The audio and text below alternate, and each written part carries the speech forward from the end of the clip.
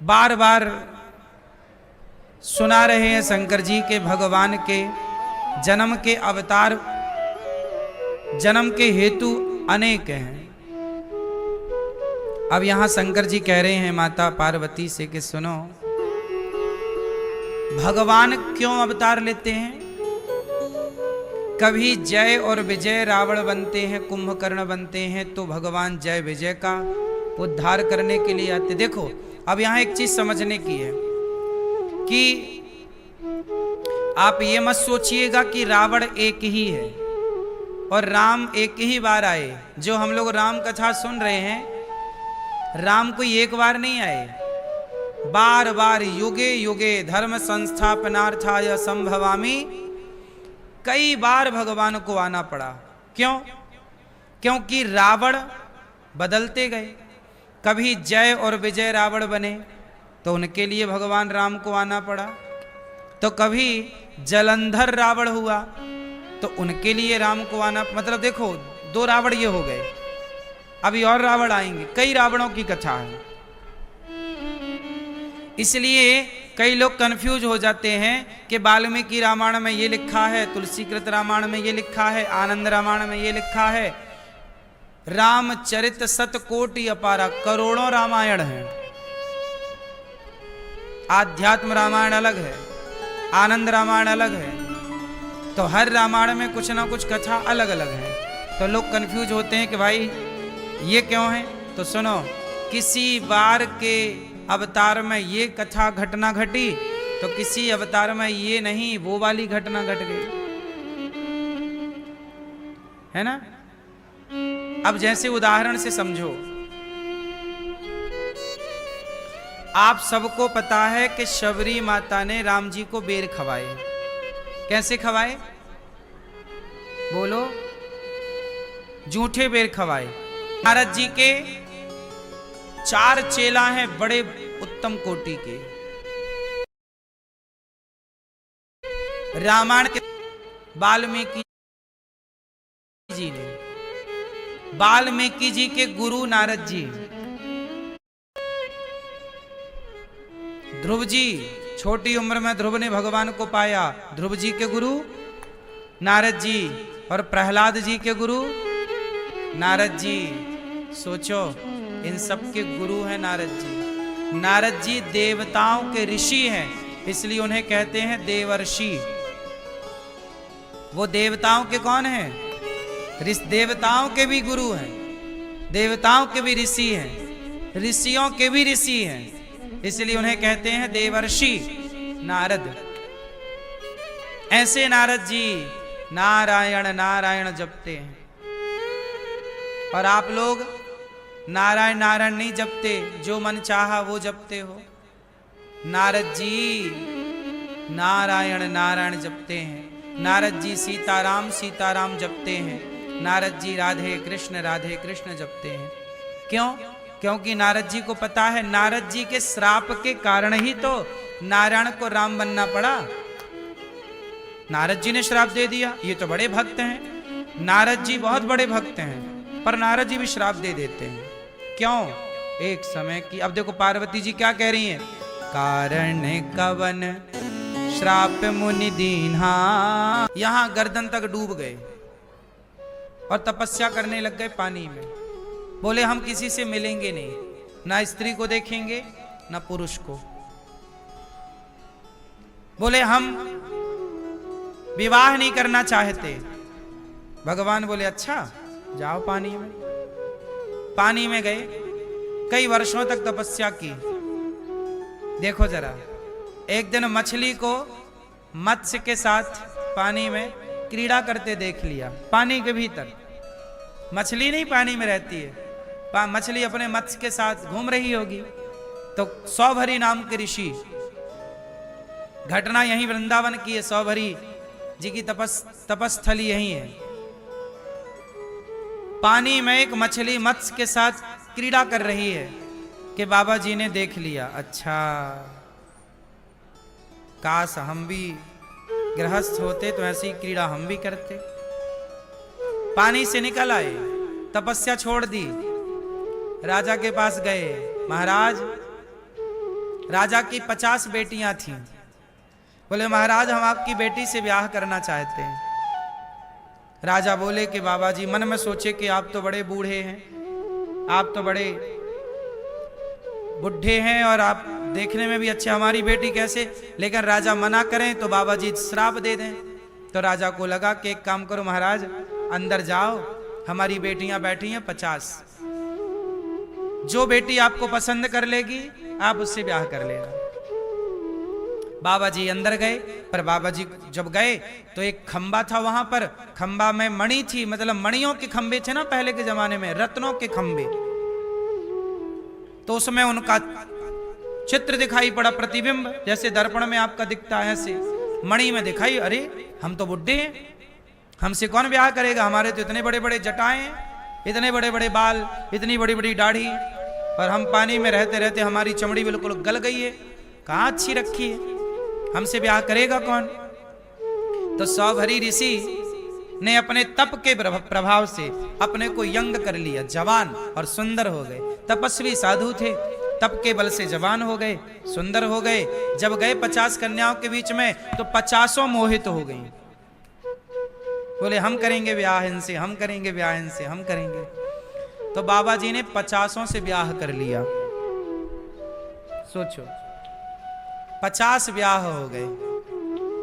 तो जो कामदेव को जीतने का दम रख रहे थे, कामदेव से हम जीत गए, ऐसी बातें कर रहे थे। भगवान बोले अच्छा तुम्हें जीतने का घमंड आ गया तो तुम्हारा घमंड तो तोड़ना पड़ेगा। तो भगवान ये जो करते हैं ना, सब घमंड इत्यादि तोड़ने की व्यवस्था करते हैं। सौभरी ऋषि के घमंड को तोड़ने के लिए 150 ब्याह उनके हो गए। फिर 50 ब्याह होने के बाद उनके बच्चे हुए, फिर उन्हें वैराग्य हुआ, अरे राम राम राम, हम कहाँ थे, तपस्वी थे और कहाँ आ गए। फिर सब छोड़ के तपस्या की, तब फिर उनका कल्याण हुआ।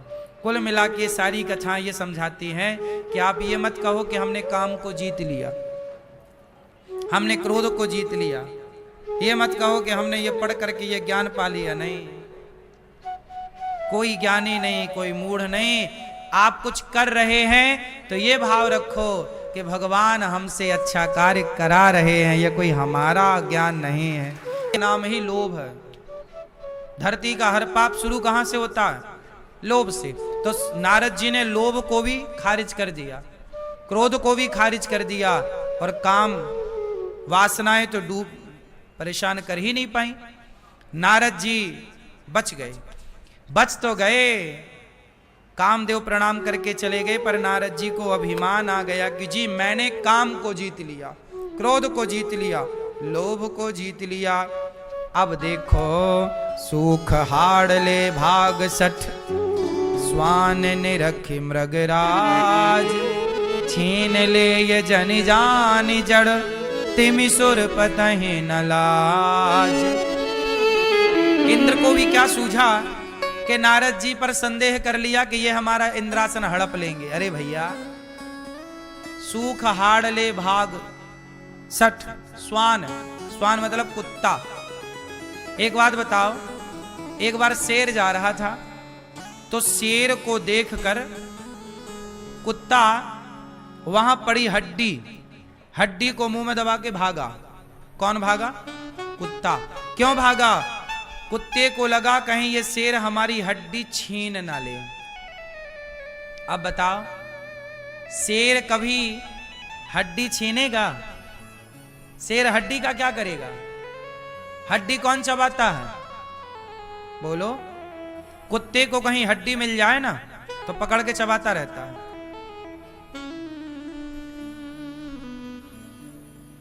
उसे लगता शेर ना आ जाए कहीं चुरा ना ले, बस। तो यहां पर तुलसीदास जी कह रहे हैं कि जो देवराज इंद्र हैं, नारद जी को देखकर इन्हें डर लग रहा है कि कहीं नारद जी हमारी सत्ता ना हड़प लें। तो इंद्र को नारद जी कुत्ते की तुलना दे रहे हैं कि देखो कुत्ते की तरह है ये इंद्र। देवताओं के राजा बिहेव कैसा कर रहे हैं? कुत्तों की तरह। ये हम नहीं कह रहे, तुलसीदास जी व्यंग कर रहे हैं कि जैसे मत जाना, पर हम क्यों ना जाएं, हम तो जाएंगे।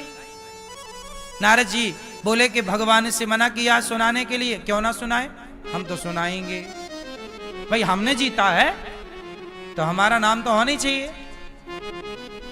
हाँ, ये भैया सो गए क्या? अच्छा,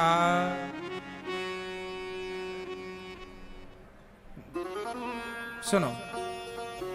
अब नारद जी को रहा ना गया, एक बार कर तलबर बीना। चलेगा क्षीर सागर मतलब भगवान नारायण, लक्ष्मी जी जहां पांव दबा रही हैं।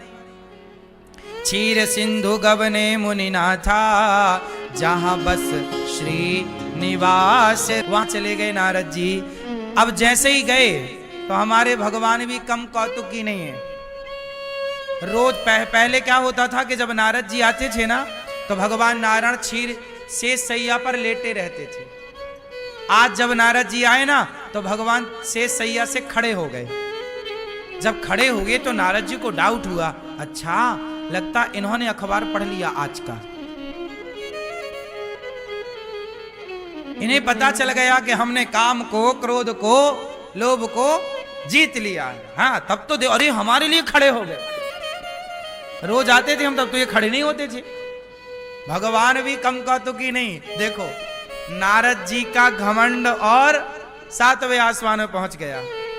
भगवान खड़े होके मिल गए। भगवान कम मजाकिया नहीं है। भगवान रोज लेटे रहते थे। भाई एक बताओ कि बेटा आएगा तो बाप थोड़ी खड़ा होगा, क्यों? आप जाते हो तो आपके पिताजी खड़े होके मिलते हैं, नहीं? अब नारद जी ने देखा कि ये नगर तो मैंने पहली बार देखा। भाई चलो, नारद जी बोले कि चलो, हमने भगवान विष्णु को सब सुनाया, भगवान को कि हमने काम क्रोध को जीता, चलो अब ये नगर वालों को सुनाए। हम भगवान को तो सुना दिया, अब मृत्यु लोक के लोगों को बताएं कि हम भी कम नहीं, भी पूजा किया करो, भगवान के मंदिर में हमें भी बिठाया करो, हमने भी काम क्रोध को जीत लिया है। अब नारद जी गांव चले, नगर, तो वहां पर ना स्वयंवर चल रहा था विश्व मोहिनी का। जब नारद जी आए तो वहां के राजा को पता लगा, तो राजा ने देखा महाराज, अरे नारद जी आए, आओ आओ आओ।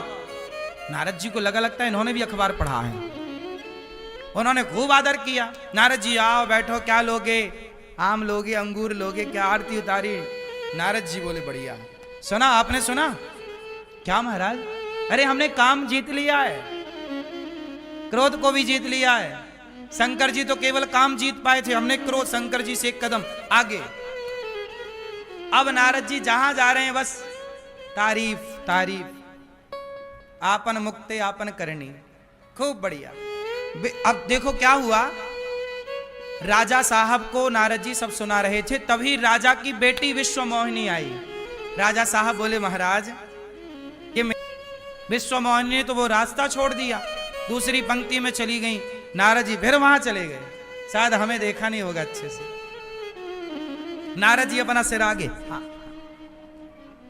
अपना सिर आगे कर रहे हैं, परंतु विश्व मोहिनी ने, नारद जी ने लाख प्रयास किया पर विश्व मोहिनी ने नारद जी के गले में वरमाला नहीं पहनाई। तब क्या हुआ? तब वहां पर विश्व मोहिनी के पास, वो विश्व मोहिनी कौन थी? साक्षात लक्ष्मी थी। नारद जी को ऑपरेशन करना था ना, ये पूरा ऑपरेशन थिएटर था।